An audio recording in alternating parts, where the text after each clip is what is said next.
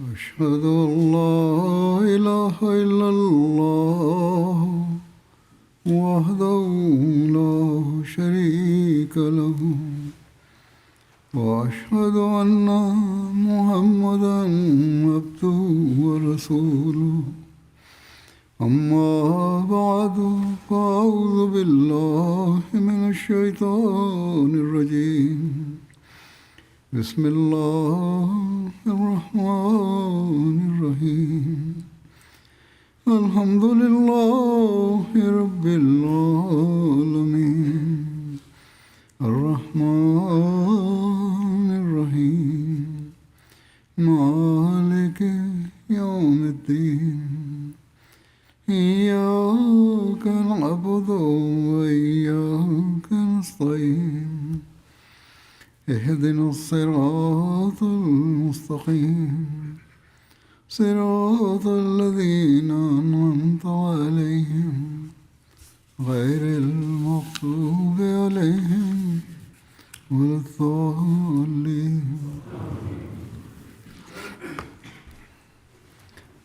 எல்லா நபிமார்களும் தௌஹீதை நிலைநாட்டுவதற்காகத்தான் உலகுக்கு வந்தார்கள். அவர்கள் தம்முடைய சமுதாயங்களுக்கு அதை போதித்தார்கள். ஆனால் பெரும்பாலோர் பேரிழந்த நிலையால் அந்த தௌஹீதை விட்டுவிட்டார்கள். அன்னல் நபி ஸல்லல்லாஹு அலைஹி வஸல்லம் அவர்களும் இந்த தூது செய்தியைத்தான் கொண்டு வந்தார்கள். இந்த பணியை தொடர்வதற்காகவே வந்தார்கள். தௌஹீதின் இந்த ஆன்மாவையே தம்மை ஏற்றுக்கொள்பவர்களிடம் உருவாக்குவதற்காக வந்தார்கள். இதில் பெருமானார் ஸல்லல்லாஹு அலைஹி வஸல்லம் அவர்களுடைய தரமாக இருக்கும் அந்த தரம் வேறு எவருக்கும் கிடையாது. நபி ஸல்லல்லாஹு அலைஹி வஸல்லம் அவர்கள் தௌஹீதை, ஓரிரை கொள்கையை ஏற்றுக்கொள்ளுமாறு வலியுறுத்தினார்கள் எனில் அல்லாஹ்விடமிருந்து அறிவை பெற்று தௌஹீதை ஏற்றுக்கொள்வதற்கான சான்றுகளை வழங்கினார்கள். அன்னார் ஷிர்க்குக்கு, இணை வைத்தலுக்கு எதிராக கடுமையாக போராடினார்கள் என்றால் சான்றில்லாமல் போராடவில்லை. மாறாக ஷிர்க்கின் தீமையை புரிய வைத்தார்கள். அதை புரிய வைத்து அதற்கு எதிராக வெறுப்பை உருவாக்கினார்கள். மேலும் அன்னாரை பின்பற்றுபவர்கள் தௌஹீதுக்கான போதனையும் ஷிர்க்கின் மீதான வெறுப்பும் தங்களுடைய நாடி நரம்புகளில் குடியேறிவிட்டது என்பதை தங்களுடைய அமல்கள் மூலமாக நிரூபித்து காட்டினார்கள். இது எதனால் என்றால், அல்லாஹ் அன்னார் மீது இறக்கிய போதனை எந்த அளவுக்கு அனைத்தையும் உள்ளடக்கியதாகவும் தாக்கம் ஏற்படுத்தக்கூடியதாகவும் இருந்ததென்றால் அதன் ஆழத்தை ஒருவர் புரிந்து கொண்டு பிறகு அதை விட்டு பிரிய முடியும் என்பதற்கான பேச்சுக்கே இடம் இருக்கவில்லை என்பதனால் ஆகும். அன்னாரை பின்பற்றுபவர்கள் மீது தாக்கத்தை ஏற்படுத்திய அன்னாருடைய போதனை ஏன் தாக்கம் ஏற்படுத்தக்கூடியதாக இருந்ததென்றால், சுயமே அன்னாரது ஒவ்வொரு சொல்லும் செயலும் இதன் உண்மையான வடிவமாக இருந்தது. இது தொடர்பாக அல்லாஹ் அன்னாருக்கு வழங்கிய மாபெரும் போதனைக்கு அன்னார் செயல் முன்மாதிரியாக திகழ்ந்தார்கள். அன்னாருக்கு எதை குறித்தாவது கவலை இருந்ததென்றால் அது பிற சமுதாயங்கள் தம் நபிமார்களை சஜிதாவுக்கான இடமாக ஆக்கி கொண்டது போன்று முஸ்லிம் உம்மத்திலும் இந்த அச்சுறுத்தும் குற்றம் உருவாகிவிடக்கூடாது என்பது பற்றித்தான் இருந்தது. மாநபி ஸல்லல்லாஹு அலைஹி வஸல்லம் அவர்கள் எக்காலத்திலும் தாம் இறைவனுக்கு நிகராக கொண்டு வரப்படுவதை விட்டும் அடைக்கலம் தேடினார்கள். இது குறித்து அன்னார் உம்மத்துக்கு, என்னை ஒருபோதும் இணை வைப்புக்கான வழியாக ஆக்கிக் கொள்ளாதீர்கள், இறைவனைத் தவிர வேறு எவர் மீதும் உங்களுடைய பார்வை ஒருபோதும் படக்கூடாது என்று அறிவுரையும் கூறினார்கள். கடந்த குத்பாக்களில் நான் இறைவன் மீதான அன்பு பற்றி குறிப்பிட்டிருந்தேன், அல்லது இபாதத்துகள் பற்றி கூறியிருந்தேன். அதில் கூறப்பட்டிருந்த எந்த விஷயங்களானாலும் சரி, எடுத்துரைக்கப்பட்ட பெருமானார் ஸல்லல்லாஹு அலைஹி வஸல்லம் அவர்களின் எந்த நிகழ்வானாலும் சரி, அது ஓரிரை கொள்கையின் பக்கமே வழிநடத்துவதாக இருந்தது. அல்லது அதில் ஓரிரை கொள்கையை நிலைநாட்டுவதற்காக அன்னாரது ஓர் எழுச்சி காணப்பட்டது, ஒரு துடிப்பு காணப்பட்டது. இது அன்னார் ஓரிரை கொள்கையை நிலைநாட்டியதற்கான உயர்தரமான தரத்தை காட்டுகின்றது. அல்லாஹ் அதை குழந்தை பருவத்திலிருந்தே அன்னாருடையதாக ஆக்கினான். அதே வேளையில் அல்லாஹ் இறக்கிய போதனையான முழுமையான போதனையின் மூலமாகவும் நாம் அதன் ஆழம் குறித்து அறிய முடிகிறது. திருக்குர்ஆனில் மீண்டும் மீண்டும் பல்வேறு கோணங்களில் நமக்கு தௌஹீதுக்கான ஓரிரை கொள்கைக்கான போதனை வழங்கப்பட்டுள்ளது. இது குறித்து அல்லாஹ் சூரா அம்பியாவில் இவ்வாறு கூறுகிறான், வமா அர்சல்னா மின் கப்லிக மிர் ரசூலின் இல்லா நுஹி இலைஹி அன்னஹு லா இலாஹ இல்லா அன ஃபஅபுதூன். பொருள், மேலும் நாம் உமக்கு முன்னர் எத்தனை தூதர்களை அனுப்பியுள்ளோமோ அவர்களுள் ஒவ்வொருவருக்கும் நிச்சயமாக என்னை தவிர வணக்கத்திற்குரியவன் எவனுமில்லை, எனவே நீங்கள் என்னை மட்டுமே வணங்குங்கள் என்றே நாம் வஹி அறிவித்தோம்.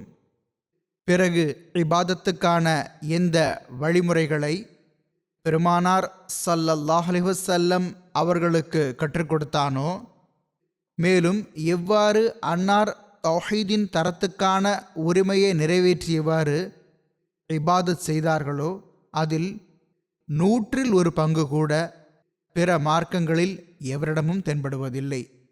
பிறகு அல்லாஹ் திருக்குர்ஆனில் கூறுகிறான், உல் இன்னி உமிர்து அன் அபுதல்லாஹ முஹ்லிஸல் லஹுத்தீன். பொருள், நீர் கூறுவீராக, மார்க்கத்தை அதாவது கட்டுப்படுவதை முற்றிலும் அவனுக்கே ஆக்கியவாறு அல்லாஹை வணங்க வேண்டுமென்று நான் கட்டளையிடப்பட்டுள்ளேன். எனவே ஓர் உண்மையான முஸ்லிமும் இதை ஓதும்போது அவரும் நான் களப்பற்றவனாகி அல்லாஹை வணங்க வேண்டும், களப்பற்ற தௌஹீதை நிலைநாட்ட முயற்சி செய்ய வேண்டும், மேலும் பெருமானார் ஸல்லல்லாஹு அலைஹி வஸல்லம் அவர்கள் திருக்குர்ஆனில் கட்டளையிடப்பட்டுள்ள அந்த அறிவிப்பை செய்து நிலைநாட்டு காட்டிய அந்த முன்மாதிரியின்படி நான் நடக்க வேண்டும் என்று அறிவிப்பு செய்வார். நாம் களப்பற்ற தௌஹீதை நிலைநாட்டி நம்முடைய இபாதத்துகளுக்கான தரத்தை நிலைநாட்டுவோமாயின் ஒரு புரட்சி கொண்டு வரக்கூடியவர்களாக நாம் ஆக முடியும். இல்லையென்றால் பேச்சுக்கள் மட்டுமே ஆகும். அப்பொழுதுதான் நாம் உண்மையான தௌஹீத்வாதிகள் என்று அழைக்கப்படவும் முடியும். பிறகு அல்லாஹ் கூறுகிறான், வ அப்துல்லாஹ வலா துஷ்ரிகு பிஹி ஷைஆ. பொருள், மேலும் நீங்கள் அல்லாஹை வணங்குங்கள், அவனுக்கு எதனையும் இணையாக்காதீர்கள். பிறிதோரிடத்தில் அல்லாஹ் கூறுகிறான், வ இலாஹுக்கும் இலாஹும் வாஹித் லா இலாஹ இல்லா ஹுவர் ரஹ்மானுர் ரஹீம். பொருள், மேலும் வணக்கத்திற்குரிய உங்கள் இறைவன் ஒரே இறைவனாவான், அளவற்ற அருளாளனும் மேன்மேலும் கருணை காட்டுபவனுமாகிய அவனையன்றி வேறெந்த வணக்கத்திற்குரியவரும் இல்லை. பிறகு திருக்குர்ஆனின் இறுதியில் அல்லாஹ் தனது தௌஹீதின் நிலைநாட்டல் குறித்து இவ்வாறு அறிவிப்பு செய்கிறான், குல் ஹுவல்லாஹு அஹது அல்லாஹு ஸமது லம் யலிது வலம் யூலது வலம் யகுல்லஹு குஃபுவன் அஹது.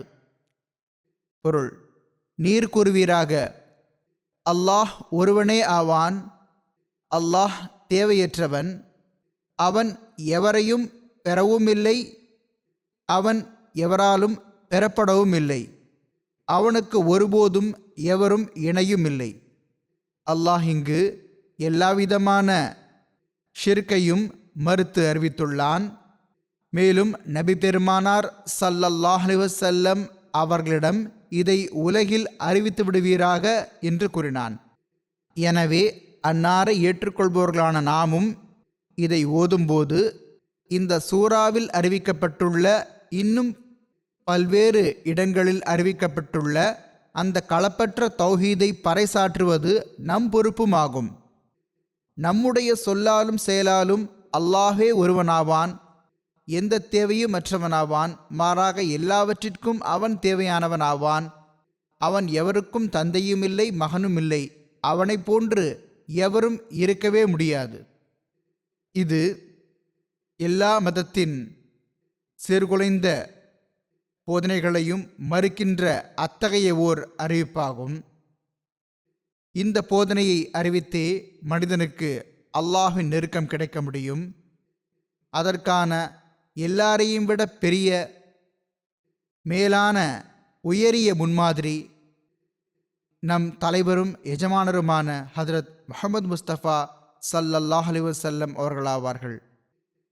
அன்னாரது வாழ்வின் ஒவ்வொரு நொடிப்பொழுதும் தௌஹீதை நிலைநாட்டுவதற்காக கழிந்தது. இன்னும் சொல்வதாயின், நான் கூறியது போன்று குழந்தை பருவத்திலிருந்தே அன்னாருக்கு அல்லாஹ் தௌஹீதுக்கான களப்பற்ற தௌஹீதுக்கான தர்பியத் வழங்கினான். இவை திருக்குர்ஆனிலிருந்து நான் கொடுத்த சில எடுத்துக்காட்டுகளாகும். திருக்குர்ஆனோ இந்த தூது செய்தியால் நிறைந்து கிடக்கிறது. மாநபி ஸல்லல்லாஹு அலைஹி வஸல்லம் அவர்களின் வாழ்க்கை வரலாற்றின் சில நிகழ்வுகளையும் எடுத்து கூறுகிறேன். அதிலிருந்து குழந்தை பருவம் முதல் நபித்துவ வாதம் புரியும் வரை, மேலும் அன்னாரது வாழ்வில் தௌஹீதுக்காக அன்னாருக்கு இருந்த துடிப்பு மற்றும் அதற்காக அன்னார் மேற்கொண்ட முயற்சி பற்றி குறிப்பு கிடைக்கிறது.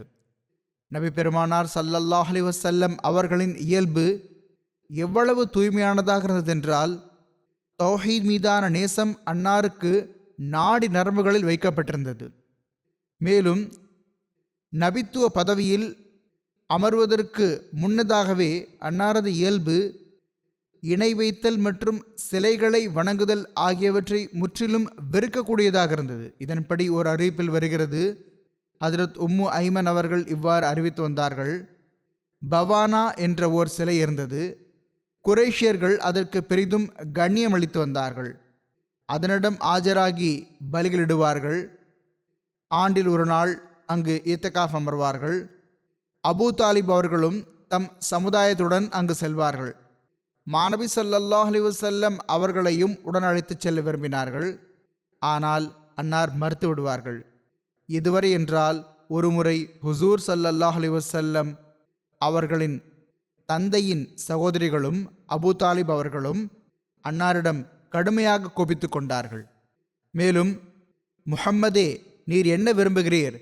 நீர் உமது சமுதாயத்தின் பண்டிகையில் கலந்து கொண்டு அவர்களுடைய ஒன்று கூடல் அதிகரிக்க செய்ய மாட்டீரா என்று கேட்க துவங்கிவிட்டார்கள். எவ்வாறாயினும் ஒருமுறை தம்முடைய மாமிமார்களுடைய வற்புறுத்தலால் அன்னார் அங்கு சென்று விட்டார்கள்தான். ஆயினும் கடுமையாக அச்சமடைந்து திரும்பி வந்தார்கள். மேலும், நான் அங்கு ஒரு விந்தையான காட்சியை கண்டேன் என்று கூறினார்கள். மாமிமார்கள், இவ்வளவு நல்ல மனிதர் மீது ஷைத்தான் பாதிப்பை ஏற்படுத்த முடியாது என்று கூறினார்கள். நீங்கள் என்ன பார்த்தீர்கள் என்று கேட்டார்கள். அதற்கு பெருமானார் ஸல்லல்லாஹு அலைஹி வஸல்லம் அவர்கள், நான் சிலைக்கு அருகில் செல்ல பார்க்கும்போது ஒரு வெண்ணிற ஆடை அணிந்த நபர், முஹம்மதே ஸல்லல்லாஹு அலைஹி வஸல்லம், பின்னால் இருப்பீராக, இந்த சிலையை தொழாதிருப்பீராக என்று கூறுவார் என்று கூறினார்கள். அதற்கு பிறகு ஹஜ்ரத் ரசூலுல்லாஹ் ஸல்லல்லாஹு அலைஹி வஸல்லம் அவர்கள் முஷ்ரிக்குகளின் இணை வைப்பாளர்களின் எந்த பண்டிகையிலும் கலந்து கொள்ளவில்லை. அல்லாஹ் அன்னாரை எப்பொழுதும் இத்தகைய ஷிர்கான சடங்குகளை விட்டும் பாதுகாத்து வைத்தான். இது நபித்துவாதத்துக்கு முன்னுள்ள நிகழ்வாகும்.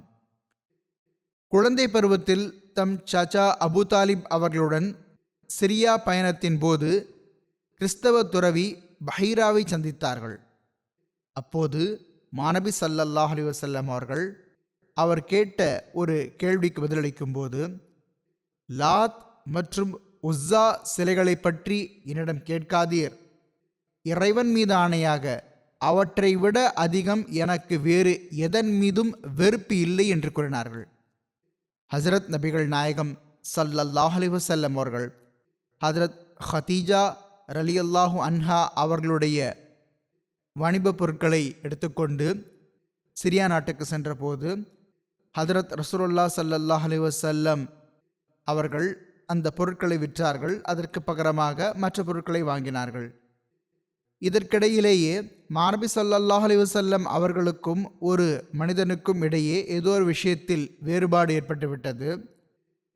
அந்த மனிதன், லாத் மற்றும் உஸ்ஸா சிலை மீது ஆணையிட்டு சொல்வீராக, அதாவது அப்போதுதான் நீர் சொல்வதை நான் நம்புவேன், இப்படி சத்தியம் செய்யுங்கள், சாட்சி பகருங்கள் என்று சொன்னான். அதற்கு அண்ணல் நபி ஸல்லல்லாஹு அலைஹி வஸல்லம் அவர்கள், நான் ஒருபோதும் இந்த சிலைகள் மீது ஆணையிட்டதில்லை. நான் அவற்றை கடந்து சென்றால் கூட முகத்தை திருப்பிக் கொள்கிறேன். நீர் என்னிடம் சத்தியம் செய்ய சொல்கிறீரே, இது எப்படி முடியும் என்று கூறினார்கள். இந்த தௌஹீதை பெறுவதற்காகவே அன்னார் ஹிரா குகைக்கும் சென்று வந்தார்கள். முன்னரும் இதை பற்றி கூறப்பட்டுவிட்டது.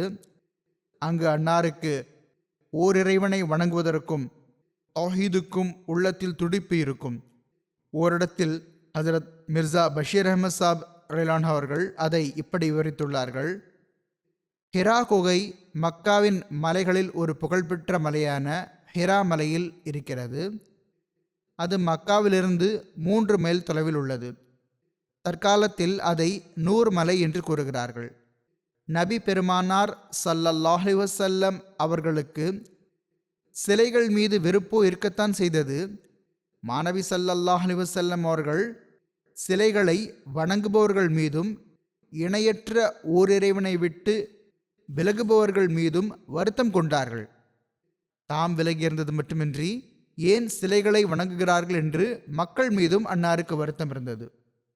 இறைவனால் நியமிக்கப்படுவதற்கு முன்பு மக்கள் குடியிருப்பை விட்டு தொலைவில் அந்த குகையில் இபாதத் செய்து வந்தார்கள்.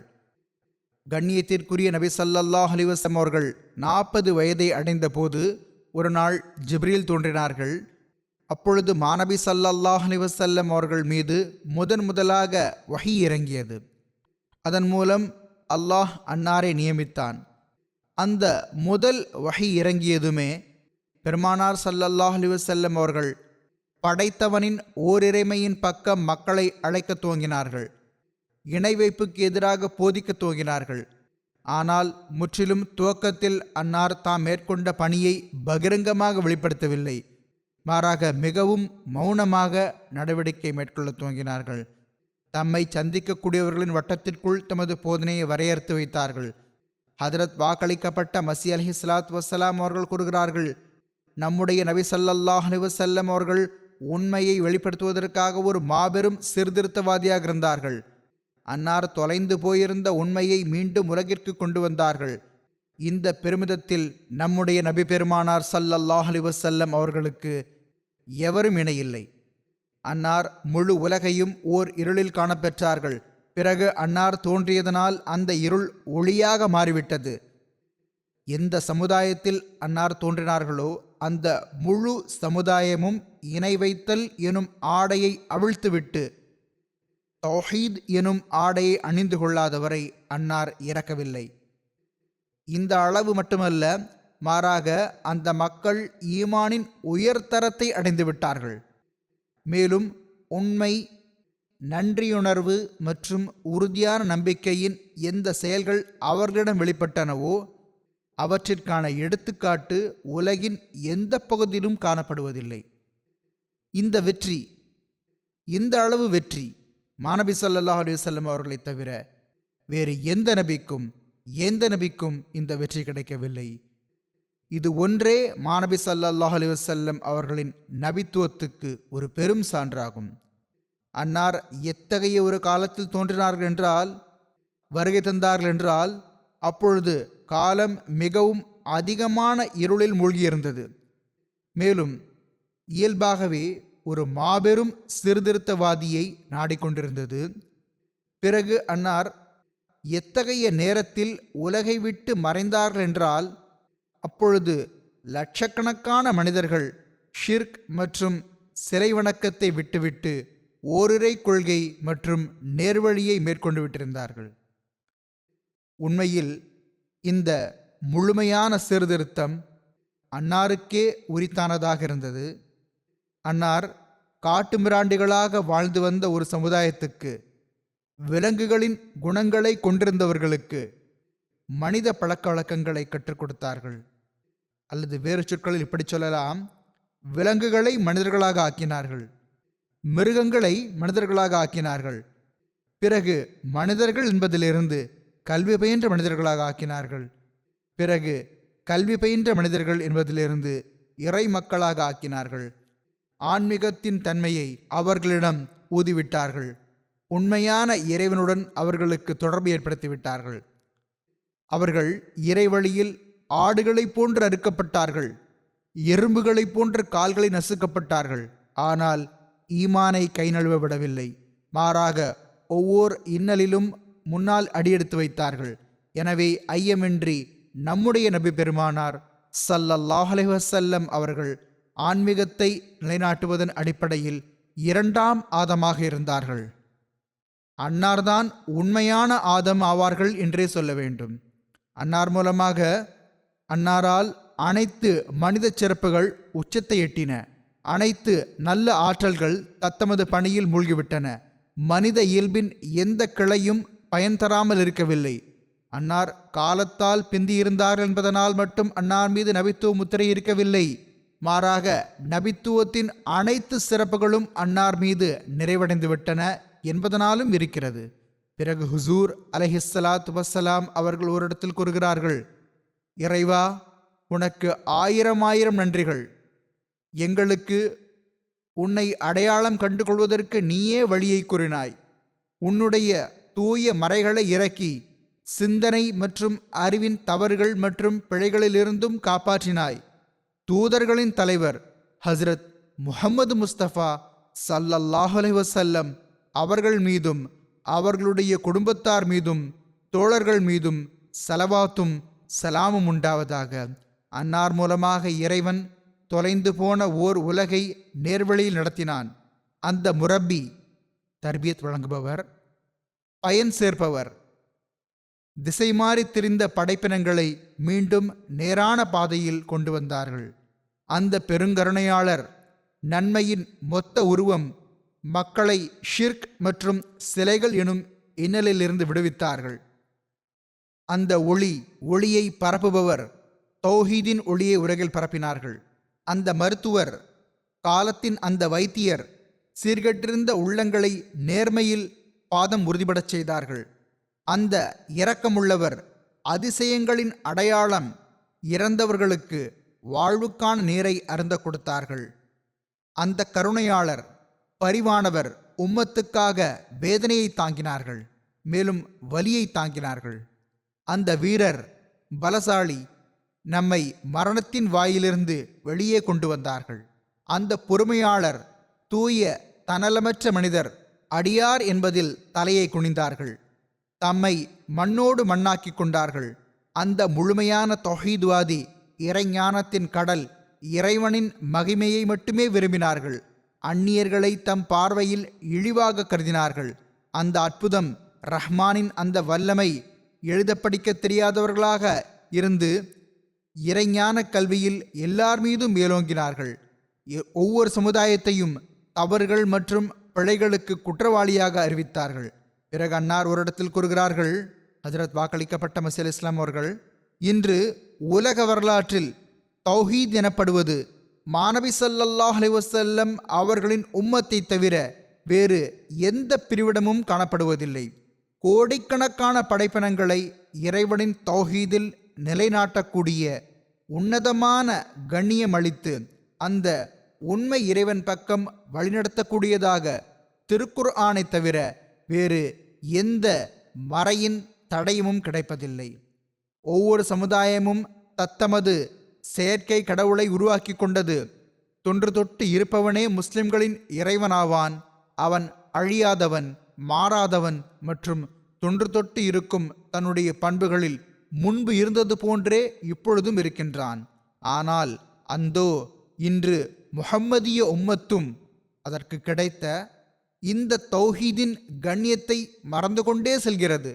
அல்லாஹ் போதித்த அந்த உண்மையான தௌஹீத் ஹஸ்ரத் நபிகள் நாயகம் ஸல்லல்லாஹு அலைஹி வஸல்லம் அவர்கள் நமக்கு வேதனையுடன் வழிகாட்டிய வலியுறுத்திய அந்த உண்மையான தௌஹீத் அவர்களிடம் இல்லை.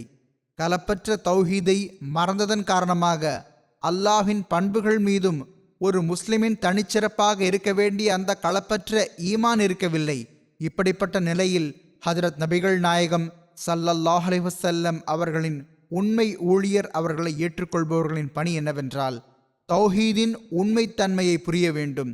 அதற்காக தமக்குள் சிறப்பான மாற்றங்களை உருவாக்க வேண்டும். இந்த ரமலான் மாதம் இபாதத்துகளுக்கான குறிப்பான மாதமாகும்.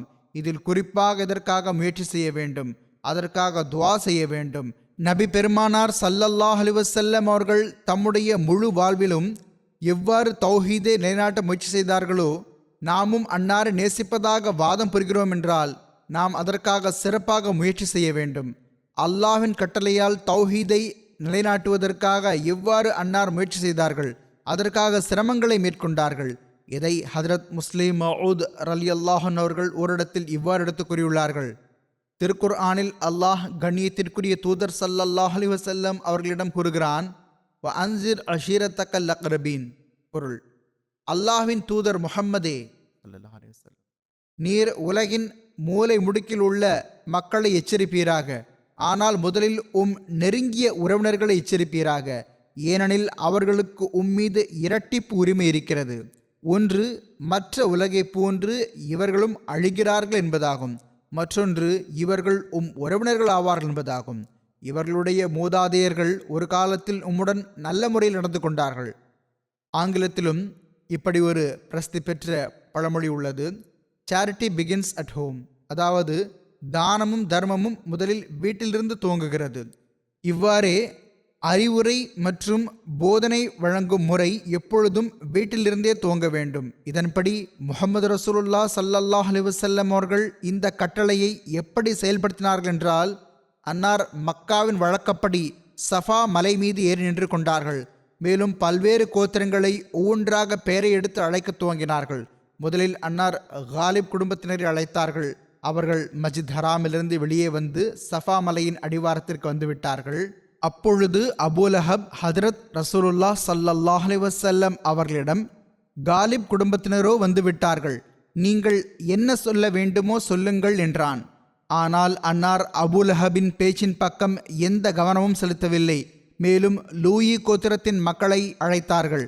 அவர்கள் வந்து சேர்ந்ததும் மீண்டும் அபூலஹப், இப்பொழுது லூயி கோத்திரமும் வந்துவிட்டது, நீங்கள் என்ன சொல்ல விரும்புகிறீர்கள் என்று இப்பொழுதாவது கூறுங்கள் என்றான். ஆனால் ஹஜ்ரத் ரசூலுல்லாஹ் ஸல்லல்லாஹு அலைஹி வஸல்லம் அவர்கள் பிறகும் கூட கவனத்தில் கொள்ளத்தக்கதாக கருதவில்லை. மேலும் மர்ரா குடும்பத்தை அழைத்தார்கள். இவ்வாறு அவர்களும் வந்துவிட்டார்கள். பிறகு அன்னார் கிலாப் கோத்திரம் மற்றும் குசை ஆகிய கோத்திரங்களை அழைத்தார்கள். எதுவரை என்றால் எல்லா மக்களும் ஒன்று கூடிவிட்டார்கள். எவர்களால் தாமே வர முடியவில்லையோ அவர்கள் இன்று எதற்காக தாங்கள் ஒன்று கூட்டப்பட்டுள்ளார்கள் என்று அறிந்து வந்து தமக்கு தகவல் கொடுப்பதற்காக தம் தூதுவர்களை அனுப்பிவிட்டார்கள். குறைஷர்கள் உட்பட மக்காவின் அனைத்து கோத்திரங்களும் ஒன்று கூடியதும் ஹஜ்ரத் ரசூலுல்லாஹ் ஸல்லல்லாஹு அலைஹி வஸல்லம் அவர்கள் அவர்களுடன் உரையாடத் துவங்கினார்கள். அன்னார், பாருங்கள், இந்த மலைக்கு பின்னால் ஒரு மிகப்பெரிய படை ஒன்று கூடியிருக்கிறது. அது உங்கள் மீது தாக்குதல் தொடுக்க நினைக்கிறது என்று நான் உங்களிடம் சொன்னால் நீங்கள் நான் கூறும் இந்த விஷயத்தை நம்புவீர்களா மாட்டீர்களா என்று கேட்டார்கள். அதற்கு அவர்கள், ஏன் இல்லை, உங்கள் பேச்சை நாங்கள் கண்டிப்பாக நம்புவோம். ஏனென்றால் நாங்கள் எப்பொழுதும் உங்களை நேர்மையாளராக கண்டிருக்கிறோம், உண்மையாளராக கண்டிருக்கிறோம் என்று கூறினார்கள். ஹஜ்ரத் ரசூலுல்லாஹ் ஸல்லல்லாஹு அலைஹி வஸல்லம் அவர்களின் இந்த கேள்வி உண்மையில் சாத்தியமற்ற ஒன்றை சாத்தியமானதாக ஏற்றுக்கொள்ளுமாறு கேட்பது போன்றுதான் என்பது மக்கத்து நிலைமையை பற்றி அறிந்த மக்களுக்கு தெரியும். ஏனென்றால் மக்கத்தினரின் கால்நடைகள் தாழ்வு பகுதியில் மேய்ந்து வந்தன. அதில் எந்த ஒரு படையும் ஒளிந்திருப்பது சாத்தியமற்ற அத்தகைய ஒரு பகுதிதான் அது. ஆனால் மாநபி ஸல்லல்லாஹு அலைஹி வஸல்லம் அவர்களின் உண்மைக்கான தாக்கம் அந்த மக்கள் மீது எந்த அளவு இருந்ததென்றால், அவர்கள், எங்கள் கண்கள் இதை ஏற்றுக்கொள்ளவில்லை என்றாலும் நாங்கள் உங்கள் கூற்றை கண்டிப்பாக ஏற்போம், ஏனெனில் தங்களது உண்மைத்தன்மை எங்கள் பார்வையில் ஏற்றுக்கொள்ளப்பட்டதாகும் என்று கூறினார்கள். அவர்கள் கண்ணியத்திற்குரிய தூதர் ஸல்லல்லாஹு அலைஹி வஸல்லம் அவர்கள் தொடர்பாக ஒரே குரலாக தங்களது இந்த நம்பிக்கை மற்றும் நம்பகத்தன்மையை வெளிப்படுத்தியதும் மாநபி ஸல்லல்லாஹு அலைஹி வஸல்லம் அவர்கள், கேட்டுக்கொள்ளுங்கள், நான் உங்களுக்கு ஒரு முக்கிய செய்தியை கூறுகிறேன். அந்த செய்தியாவது, நான் அல்லாஹ்வின் புறமிருந்து தூதராக நியமிக்கப்பட்டு அனுப்பப்பட்டுள்ளேன் என்பதாகும். எனவே நான் உங்களுக்கு கூறுகிறேன், நீங்கள் அல்லாஹ்வின் தண்டனையிலிருந்து பாதுகாப்பாக இருக்க விரும்பினால் என்னை பின்பற்றுங்கள் என்று கூறினார்கள். அன்னார் இவ்வாறு கூறியதுதான் தாமதம். உடனே அபூலஹப் உத்வேகம் பொங்க, தப்பன் லக சாயரல் ஐயாமி அலி ஹாசா ஜமாஅத்தனா, அதாவது நவுதுபில்லா, உம்மீது அழிவு உண்டாகட்டும், இவ்வளவு சிறிய விஷயத்திற்காகவா நீர் எங்களை ஒன்று திரட்டினீர் என்று குரலானான். இவ்வாறே மற்ற மக்களும் கேலி கிண்டல் செய்தவாறு ஏளனம் செய்தவாறு கலைந்து போய்விட்டார்கள். ஆனால் இந்த ஏளனம் மற்றும் எதிர்ப்பு அன்னாரை தௌஹீதை நிலைநாட்டுவதற்காக முயற்சி செய்வதிலிருந்து தடுக்கவில்லை. அன்னார் தொடர்ந்து இந்த முயற்சியிலேயே ஈடுபட்டிருந்தார்கள். நான் கூறியது போன்று ஏளனம் செய்யப்பட்டது, எதிர்ப்பும் அதிகரித்து விட்டது. அன்னாருக்கு இருந்த எதிர்ப்பின் வரலாற்றை ஹதரத் மிர்சா பஷீர் அஹமத் சாஹிப் ரலியல்லாஹு அன்ஹு அவர்கள் வரலாற்று நூல்களின் அடிப்படையில் இவ்வாறு எடுத்துக் கூறியுள்ளார்கள். நபி பெருமானார் ஸல்லல்லாஹு அலைஹி வஸல்லம் அவர்கள் எவ்வளவு மாபெரும் லட்சியத்தை கொண்டு வந்திருந்தார்களோ அந்த அளவே கடுமையாக அன்னார் எதிர்க்கப்பட்டிருக்க வேண்டியிருந்தது. ஏனென்றால் இருள் சூழ்ந்திருந்த ஒரு காலகட்டத்தில் ஹதரத் நபிகள் நாயகம் ஸல்லல்லாஹு அலைஹி வஸல்லம் அவர்கள் அனுப்பப்பட்டார்கள். ஒளியின் வருகையால் இருளின் படைகள் தமது முழு ஆற்றலுடன் அதை எதிர்ப்பது இன்றியமையாததாக இருந்தது. ஆக இவ்வாறே நடந்தது. முந்தைய அனைத்து நபிமார்களோடு ஒப்பிடுகையில் அன்னாருக்கு எல்லாரையும் விட அதிகமான எதிர்ப்பு இருந்தது. அந்த எதிர்ப்பின் வெளிப்படையான காரணங்களில் இதுவும் ஒன்றாகும். குறைஷி குலம் மிக தீவிரமான சிலை வணங்கி சமுதாயமாக இருந்தது. சிலைகளின் கண்ணியம் மற்றும் அன்பு அவர்களுடைய உள்ளங்களில் எந்த அளவுக்கு உறைந்து போயிருந்தது என்றால் அவர்களால் அவற்றிற்கு எதிராக ஒரு சொல்லை கூட கேட்பதை பொறுத்து கொள்ள முடியாமல் இருந்தது. அல்லாஹை வணங்குவதற்காக மட்டுமே கட்டப்பட்ட காபா ஆலயத்திலும் அந்த அநீதியாளர்கள் நூற்றுக்கணக்கான சிலைகளை ஒன்று சேர்த்து வைத்திருந்தார்கள். தம்முடைய அனைத்து தேவைகளுக்காகவும் அந்த சிலைகளின் முகங்களையே பார்த்து கொண்டிருந்தார்கள். இப்பொழுது இஸ்லாம் வந்ததும் அதன் அடிப்படை கோட்பாடே படைத்த வல்லோனின் ஓரிறைமையாக இருந்தது. மேலும் எந்த ஒரு மனிதன், மரம், கல் அல்லது விண்மீன்கள் முதலியவற்றிற்கு முன்னால் தலை குனியாதீர்கள் என்ற தெளிவான கட்டளை இருந்தது. வஸ்ஜுதூல் இல்லாஹில்லஸி ஹலகஹுன், அதாவது இந்த பொருள்களை படைத்தவனான அவனுக்கு முன்னால் மட்டுமே குனிந்திடுங்கள்.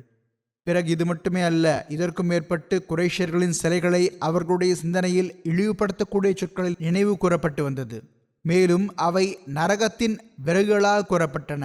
இந்த விஷயங்கள் குறைஷியர்களின் உடல் முழுவதும் கோபத்தீயை மூட்டிவிட்டன. அவர்கள் ஒரே உயிராக ஒன்றிணைந்து இஸ்லாத்தை அழிப்பதற்காக எழுந்து நின்றார்கள்.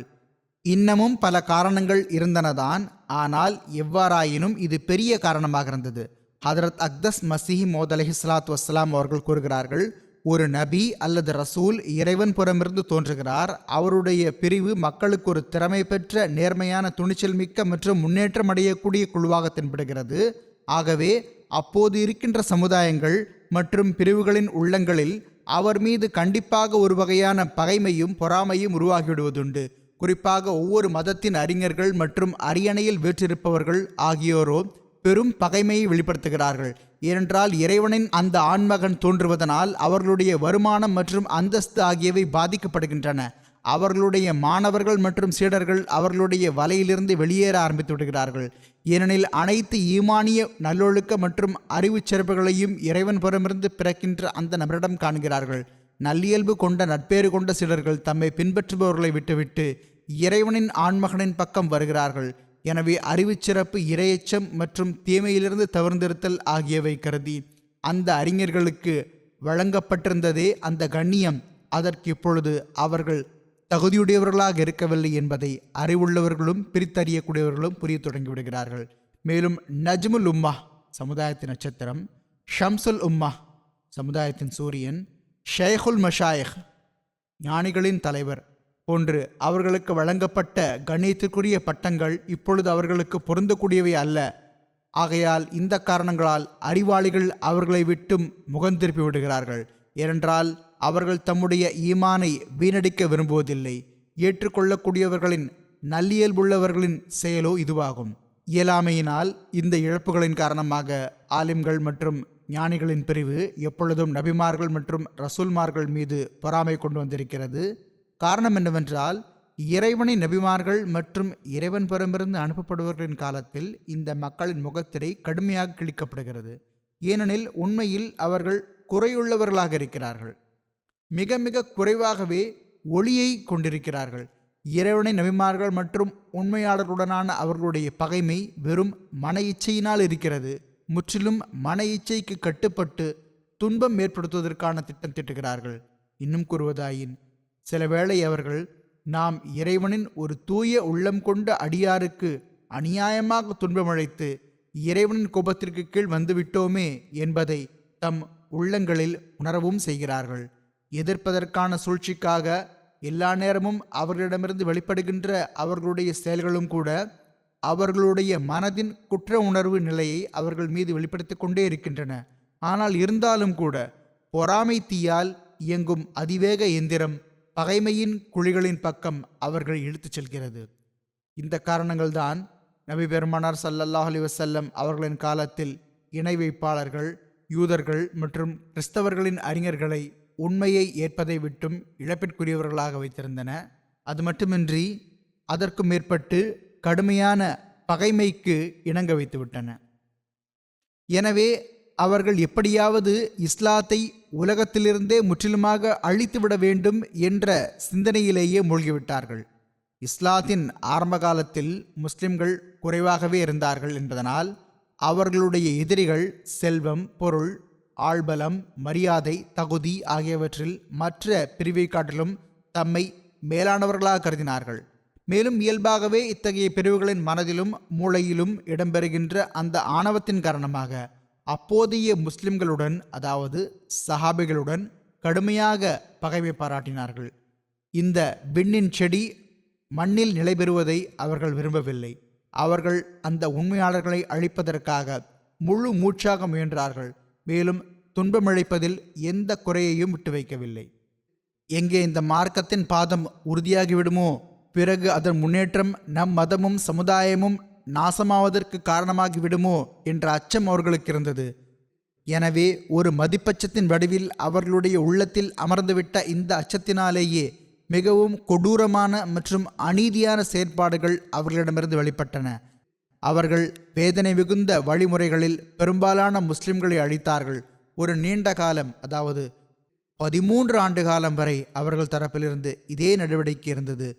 சற்றும் இரக்கமில்லாமல் இறைவனின் நன்றியுணர்வுள்ள அடியார்கள் மற்றும் மனித இனம் பெருமிதம் கொள்கின்ற அந்த மக்கள் அந்த தீய காட்டு விலங்குகளின் வாள்களால் துண்டு துண்டாக ஆக்கப்பட்டார்கள். அனாதை குழந்தைகளும் இயலாத ஏழை பெண்களும் வீதிகளிலும் தெருக்களிலும் அறுக்கப்பட்டனர். இவ்வாறு செய்யப்பட்டும் வல்ல இறைவன் புறமிருந்து ஒருபோதும் தீமையை எதிர்த்து சண்டையிடாதீர்கள் என மிக உறுதியாக வலியுறுத்தப்பட்டிருந்தது. எனவே தேர்ந்தெடுக்கப்பட்ட அந்த உண்மையாளர்கள் இவ்வாறு செய்தார்கள். அவர்களுடைய இரத்தத்தால் வீதிகள் சிவந்து போயின. ஆனால் அவர்கள் ஒரு வார்த்தை கூட பேசவில்லை. மேலும் அவர்கள் குர்பான் விலங்குகள் போன்று அறுக்கப்பட்டார்கள். ஆனால் அவர்கள் ஒரு சிறு பெருமூச்சு கூட விடவில்லை. மக்கத்து காஃபிர்கள் மாநபி ஸல்லல்லாஹு அலைஹி வஸல்லம் அவர்களை தௌஹீதின் தூது செய்தியை பரப்புவதை கைவிடுமாறு எச்சரிக்கவும் செய்தார்கள், பேராசையும் காட்டினார்கள். ஆனால் தௌஹீதை உலகில் நிலைநாட்டுவதுதான் எனது வாழ்வின் நோக்கமாகும், எனவேதான் அல்லாஹ் என்னை அனுப்பியுள்ளான் என்பதே அன்னாருடைய பதிலாக இருந்தது. இது தொடர்பாக ஹஜரத் முஸ்லிம் மௌத் ரலியல்லாஹு அன்ஹு அவர்கள் ஒரு இடத்தில் இவ்வாறு எழுதியுள்ளார்கள்: எதிர்ப்பு வேகமெடுத்தது. மறுபக்கம் ஹஜரத் ரசூலுல்லாஹ் ஸல்லல்லாஹு அலைஹி வஸல்லம் அவர்களும் அன்னாருடைய சஹாபா பெருமக்களும் தொடர்ச்சியாக மக்கத்தினருக்கு இறைவனின் இந்த தூது செய்தி எட்ட வைக்க துவங்கினார்கள். இந்த உலகை படைத்த இறைவன் ஒருவனாவான். அவனைத் தவிர வணக்கத்திற்குரியவர் வேறு எவருமில்லை. எந்த அளவு நபிமார்கள் காலஞ்சென்றுள்ளார்களோ அவர்கள் அனைவரும் அவனுடைய ஓரிறைமையை உறுதிப்படுத்தினார்கள். தங்கள் சொந்த இனத்தவர்களையும் இதே போதனையின் பக்கம் அழைத்து வந்தார்கள். நீங்கள் ஓரிறைவன் மீது ஈமான் கொள்ளுங்கள், இந்த கற்சிலைகளை விட்டுவிடுங்கள், ஏனெனில் இவை முற்றிலும் பயனற்றவையாகும், இவற்றிடம் எந்த ஆற்றலும் இருக்கவில்லை. மக்கத்தினரே, நீங்கள் பார்ப்பதில்லையா, அவற்றுக்கு முன்னால் படைக்கப்படும் பொருட்களின் மீது ஈக்கள் கூட்டமாக வந்து அமர்ந்து கொண்டால் அவை அந்த ஈக்களை விரட்டுவதற்கு கூட ஆற்றல் கொண்டிருப்பதில்லை. யாராவது அவற்றை தாக்கினால் அவற்றால் தம்மை பாதுகாத்து கொள்ளக்கூட முடிவதில்லை. யாராவது அவற்றிடம் கேள்வி கேட்டால் அவற்றால் பதிலளிக்க முடிவதில்லை. யாராவது அவற்றிடம் உதவி கேட்டால் அவற்றால் அவர்களுக்கு உதவ முடிவதில்லை. ஆனால் ஓர் இறைவனோ கேட்கக்கூடியவர்களின் தேவையை நிறைவேற்றுகிறான், கேள்வி கேட்பவர்களுக்கு பதிலளிக்கிறான், உதவி கேட்பவர்களுக்கு உதவி செய்கிறான், தன் எதிரிகளை தன் அதிகாரத்தின் கீழ் கொண்டு வருகிறான். மேலும் இபாதத் செய்யும் தன் அடியார்களுக்கு உயர் முன்னேற்றங்களை வழங்குகிறான். அவனிடமிருந்து ஒளி வருகிறது, அது அவனை வணங்குபவர்களின் உள்ளங்களை ஒளிபெறச் செய்து விடுகிறது. பிறகு ஏன் நீங்கள் இத்தகைய இறைவனை விட்டுவிட்டு உயிரற்ற சிலைகளுக்கு முன்னால் குனிந்து உங்கள் வாழ்நாளை வீணடிக்கிறீர்கள்? நீங்கள் பார்ப்பதில்லையா, இறைவனின் ஓரிறைமையை விட்டுவிட்டு உங்களுடைய சிந்தனைகளும் அசுத்தமாக இருக்கின்றன, உங்களுடைய உள்ளங்களும் இருளடைந்து விட்டன. நீங்கள் பல வகையான கற்பனையான போதனைகளில் மூழ்கியுள்ளீர்கள். உள்ளங்களில் கற்பனைகள் உருவாகின்றன. ஏன்? ஓரிறைமையை விட்டுவிட்டதனால். உங்களிடம் ஹலால் மற்றும் ஹராமுக்கான இடையிலான வேறுபாடு இருக்கவில்லை. நல்லதையும் தீயதையும் உங்களால் பிரித்தறிய முடிவதில்லை. உங்களுடைய தாய்மார்களை கண்ணிய குறைச்சலாக நடத்துகிறீர்கள். உங்களுடைய சகோதரிகள் மற்றும் மகள்கள் மீது அநீதி இழைக்கிறீர்கள். அவர்களுடைய உரிமைகளை அவர்களுக்கு கொடுப்பதில்லை. உங்களுடைய மனைவிமார்களுடன் நீங்கள் நல்ல முறையில் நடந்து கொள்வதில்லை. அனாதைகளின் உரிமைகளை பறிக்கிறீர்கள். விதவைகளை கொடுமைப்படுத்துகிறீர்கள். ஏழைகள் மற்றும் வலுவிழந்தவர்கள் மீது அநீதி இழைக்கிறீர்கள். மற்றவர்களின் உரிமையை பறித்து உங்களுடைய பெருமையை நிலைநாட்ட விரும்புகிறீர்கள். பொய் மற்றும் ஏமாற்று வேலைகளுக்காக நீங்கள் வெட்கப்படுவதில்லை. திருட்டு மற்றும் கொள்ளை மீது உங்களுக்கு வெறுப்பு இல்லை. சூதாட்டமும் மது அருந்துதலும் உங்களுடைய வழக்கமாகிவிட்டது. அறிவை பெறுதல் மற்றும் சமுதாயத்துக்கு உதவி புரிவதன் பக்கம் உங்களுக்கு கவனமில்லை. எப்பொழுது வரை ஓரிறைவன் பக்கம் கவனம் செலுத்தாதவர்களாக இருப்பீர்கள்? வாருங்கள், உங்களை சீர்திருத்திக் கொள்ளுங்கள், மேலும் அநீதியை விட்டுவிடுங்கள். இந்த தீமைகள் உங்களிடம் உருவாகிவிட்டன, அவற்றை சீர்திருத்திக் கொள்ளுங்கள். இன்றும் இந்த தீமைகளை உடையவர்கள் தௌஹீதை விட்டு விலகியதனால் அவ்வாறு இருக்கிறார்கள். எந்த சமுதாயங்களில் இந்த தீமைகள் இருக்கின்றனவோ அவர்களிடம் ஓரிரு நன்மைகள் இருந்தாலுமே நான் வாசித்த அந்த தீமைகளில் பல அவர்களிடம் காணப்படுகின்றன. அவர்கள் தௌஹீதை விட்டு விலகியிருப்பதுதான் இதற்கு காரணம். சில முஸ்லிம்களின் நிலையும் இவ்வாறே இருப்பது பேரின்மையாகும். பிறகு அன்னார் அலைஹிஸ்ஸலாம் கூறினார்கள், இறைவனின் நெருக்கத்தை பெறுவதற்கான வழிமுறை என்னவென்றால், உரிமையாளர் ஒவ்வொருவருக்கும் அவருக்கான உரிமையை வழங்கிடுங்கள். இது மிகவும் முக்கியமான விஷயமாகும். இறைவன் செல்வத்தை வழங்கியிருக்கிறான் என்றால் நாடு, சமுதாயங்கள் ஆகியவற்றுக்கு தொண்டு செய்வதற்காகவும் பலவீனமானவர்கள் மற்றும் ஏழைகளின் முன்னேற்றத்திற்காகவும் அதை செலவிடுங்கள். பெண்களுக்கு கண்ணியம் அளித்திடுங்கள், அவர்களுக்கான உரிமையை செலுத்திடுங்கள்.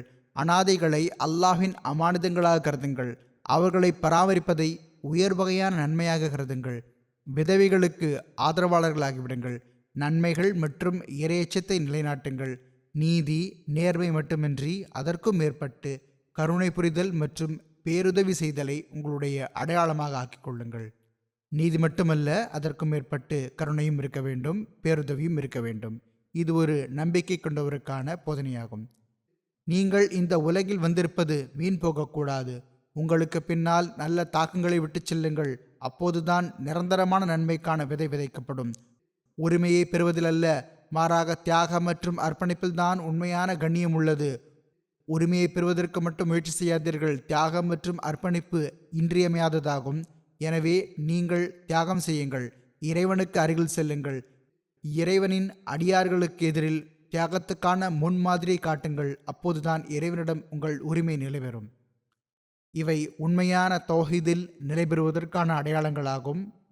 நாம் பலவீனமானவர்கள்தான், ஆனால் நம்முடைய பலவீனத்தை பார்க்காதீர்கள். இதே மன்னார் அறிவித்தார்கள், விண்ணில் உண்மையின் அரசாட்சிக்கான தீர்ப்பாகிவிட்டது. இப்பொழுது ஹதரத் முஹம்மது ரசூலுல்லாஹ் ஸல்லல்லாஹு அலைஹி வஸல்லம் அவர்கள் மூலமாக நீதிக்கான தராசு வைக்கப்படும்.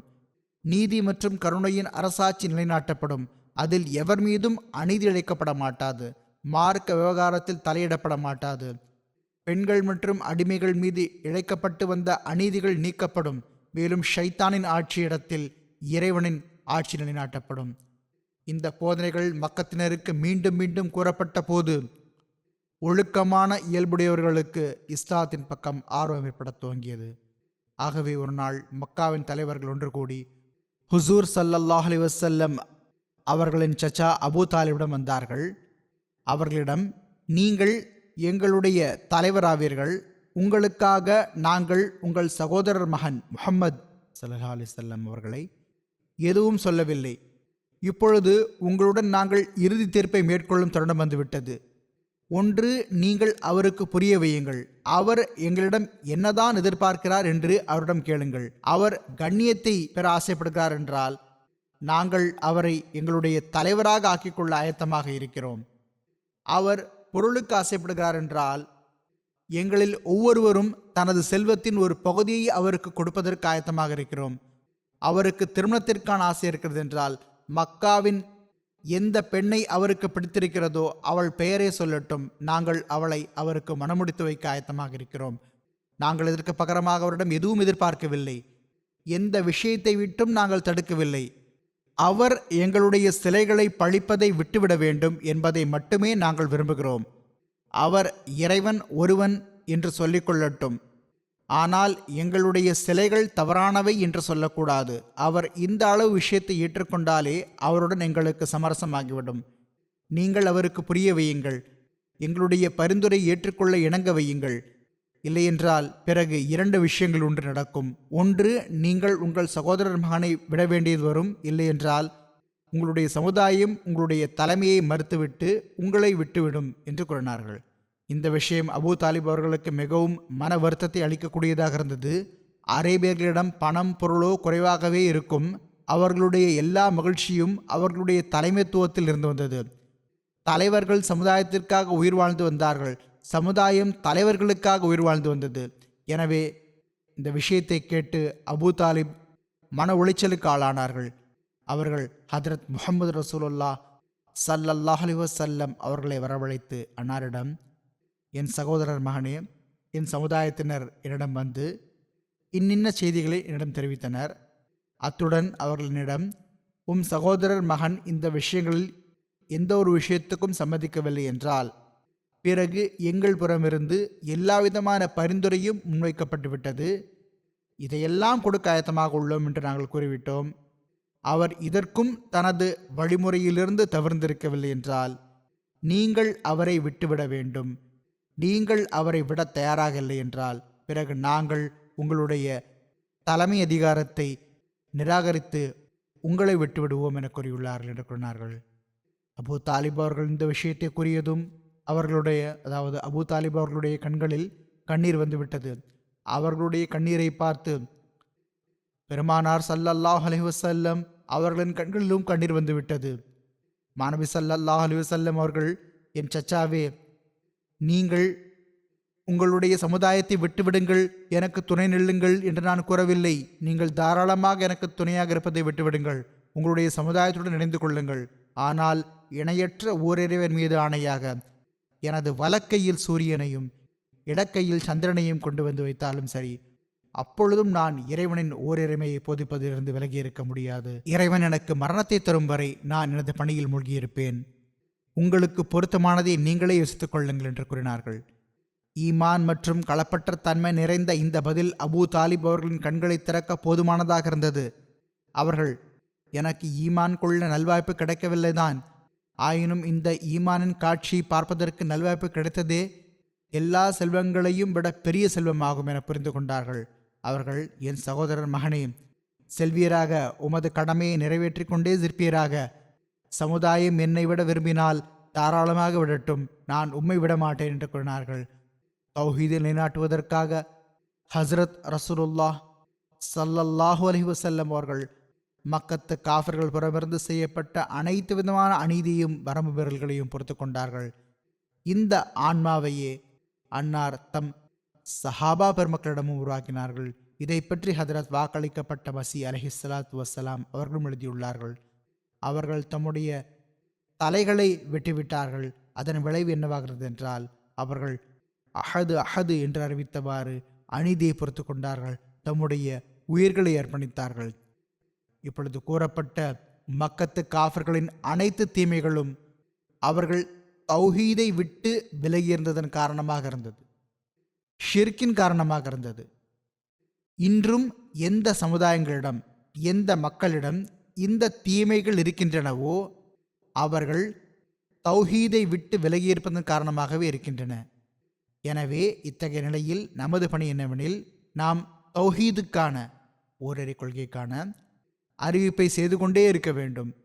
இந்த தௌஹீதுக்கான தூது செய்தியை நாம் எட்ட வைக்கின்ற அதே வேளையில் நம்முடைய ஆன்மீக நல்லொழுக்க நிலைமைகளிலும் ஒரு தெளிவான மாற்றத்தை உருவாக்க முயற்சி செய்ய வேண்டும். அப்பொழுதுதான் நாம் உண்மையான தௌஹீதை ஏற்றுக்கொள்ளக்கூடியவர்கள் என்றும் இறைவனின் கட்டளைப்படி நடக்கக்கூடியவர்கள் என்றும் அழைக்கப்பட முடியும். அல்லாஹ் நமக்கு அதற்கான நல்வாய்ப்பு வழங்குவானாக.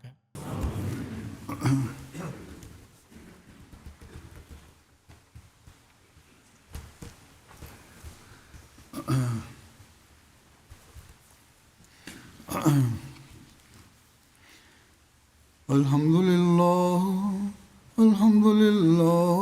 nahmaduhu wa nasta'inuhu wa nastaghfiruhu wa nu'minu bihi wa natawakkalu alayhi wa na'udhu billahi min shururi anfusina wa min sayyiati a'malina. Man yahdihillahu fala mudilla lahu ومن يضلل فلا هادي له ونشهد أن لا إله إلا الله ونشهد أن محمدا عبده ورسوله. عباد الله رحمكم الله إن الله يأمر بالعدل والإحسان وإيتاء ذي القربى وينهى عن الفحشاء والمنكر والبغي يعظكم لعلكم تذكرون اذكروا الله يذكركم وادعوه يستجب لكم ولذكر الله أكبر